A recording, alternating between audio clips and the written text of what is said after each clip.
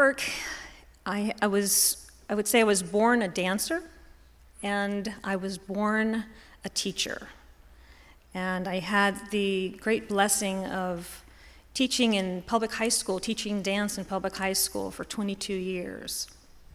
And through that avenue, I had the opportunity to work with students that hadn't had a chance to connect into their bodies. They had been loaded in their minds with information and facts and figures and get to the test. And I had an opportunity to awaken their body and to awaken their creativity and to allow their lives to unfold within the form of dance and within the community of the classroom. My classroom was really a community, and they felt a sense of belonging there.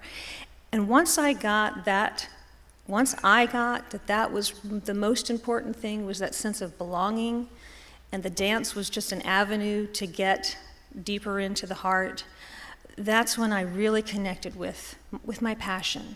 I've always loved dance. I've performed, I've choreographed, I've performed in many different places, but that's really my passion. And since 2006, I have had also the opportunity through really just deciding to try something. It was an experiment to gather adults together, people just like you, not trained dancers, not trained performers, and invite them to join me in a process of movement, improvisation, and what we do is through this process is we go what I call spelunking, sort of cave diving into the life that they've lived.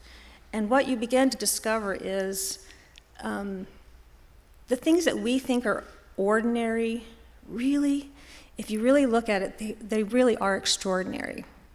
I have worked with people in stories of their names. What is the story of your name? I mean, we carry around this name from our birth certificate forward. But it has so much history, it has so much depth and sometimes a lot of pain for people. So this is what we do, is in rehearsal we go spelunking for these stories, and the folks in the group make the movements. And my work is just to sort of formulate it and construct it into a form that then is placed on a stage and then presented to the community in a main stage performance. And so I've done 4 of those performances. The works have been What Is Your Legacy? I've done a piece with 10 men, 18 women, a piece about relationships, a piece about talking to God. How do we do that? How do we relate to God? And a piece about There's No Place Like Home, all the stories and experiences that we had in that home space. So this is my passion. I'm just in love with that process, and I've seen people awaken, I've seen people gain confidence and strength. It's almost like they add an extra vertebra to their spine, and they walk out of my projects a little bit more dignified because they feel their life has been honored.